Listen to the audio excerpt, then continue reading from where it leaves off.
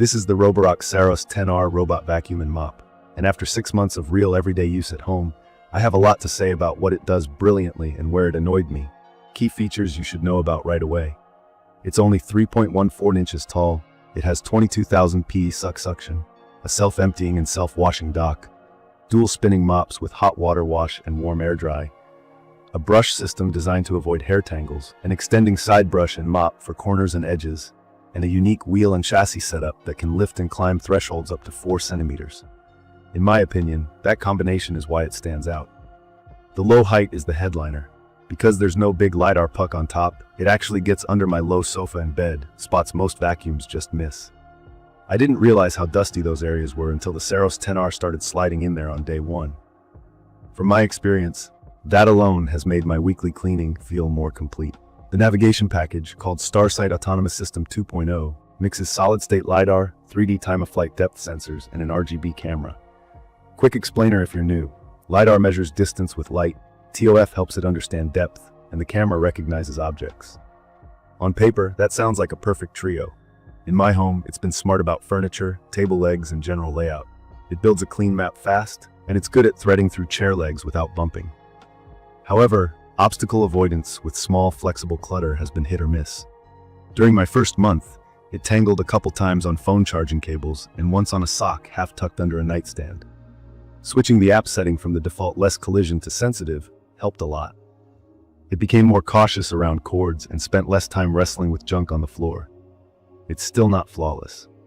I've learned to either lift loose cables or draw a quick no-go zone in the app. It's a workable compromise, but if your floors are often scattered with wires and soft toys, plan on some prep or smart map edits. Now the cleaning. The 22,000 PA suction sounds like marketing, but here's what it means in practice. It pulls up fine dust from between floorboards and rug fibers better than my last 2 robot vacuums. PA is a measure of pressure. The bigger the number, generally the stronger the pull. On rugs, it triggers carpet boost and really digs in. I've got a shed-heavy dog and long hair in the household. The DuoDivide main brush has been a relief. Hair simply doesn't wrap around it the way it used to on my old machine. I haven't had to cut hair off the brush a single time in 6 months. That alone saves me time and patience. The side brush has the same anti-tangle mindset, and even the wheels are designed to resist winding hair around the axles. Maintenance has been minimal. I rinse the washable filter and wipe the dock tray when I remember, and that's been enough. On hard floors, the dual spinning mops are legit. The FlexiArm Riser feature that extends the side brush and mop is the secret sauce for edges and corners. It reaches right up to the baseboards and into toe kicks under kitchen cabinets where round robots normally miss. My kitchen edges are noticeably cleaner after every run. When it encounters carpet, the robot lifts the mops to avoid dampening fibers, and it can even leave the mop plates at the dock if I want a vacuum-only pass. The dock cleans the mop pads with 176 degrees Fahrenheit hot water and then dries them with 131 degrees Fahrenheit warm air. That combo has kept the mops fresh. I haven't had any lingering odors. The dock also self-cleans with hot water, which is one less thing for me to remember. The dock is the backbone of the hands-off story. It auto-empties into a bag that lasts me about 6 to 7 weeks. I'm in a 2-bedroom with a dog.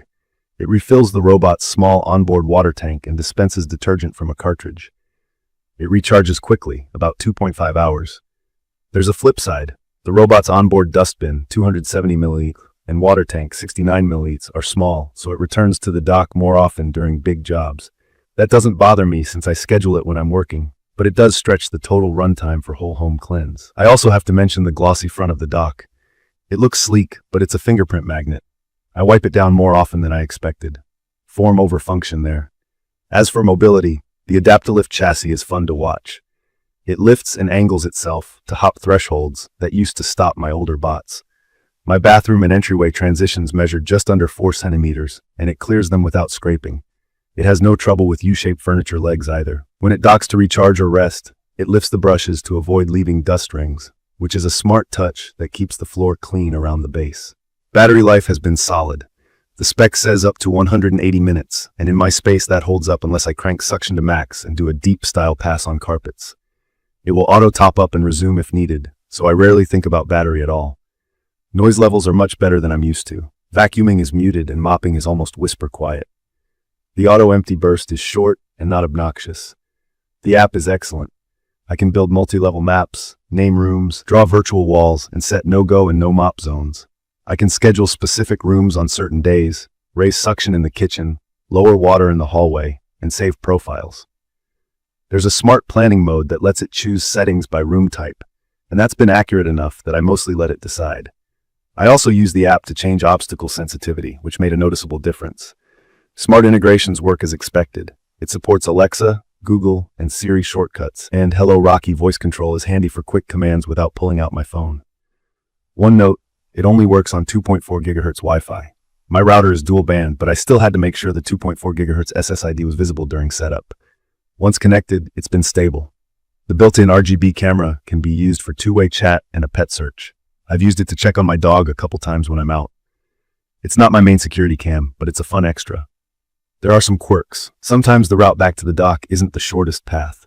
It has occasionally driven across a carpet when a clean, hard floor path was right there.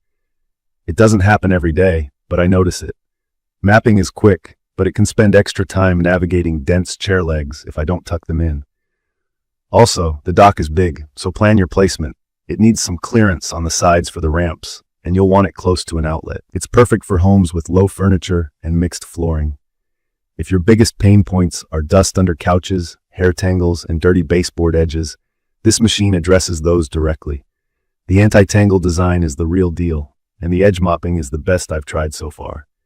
The dock's hot wash and dry keep the mops ready to go, and the robot's mobility means you set it and forget it across rooms without babysitting thresholds. I'd recommend this for pet owners, families with long hair, and anyone who wants that under-the-sofa coverage without lifting furniture. If your floors are often cluttered with cords and small soft objects, be ready to either tidy first, switch to sensitive obstacle mode, or mark no-go areas in the app. If you're relying on 5 GHz only Wi-Fi, keep in mind you'll need 2.4 GHz for setup and control. From my experience, the pros outweigh the frustrations. The cleaning performance, especially with hair and edges, is excellent. The dock automation actually saves time.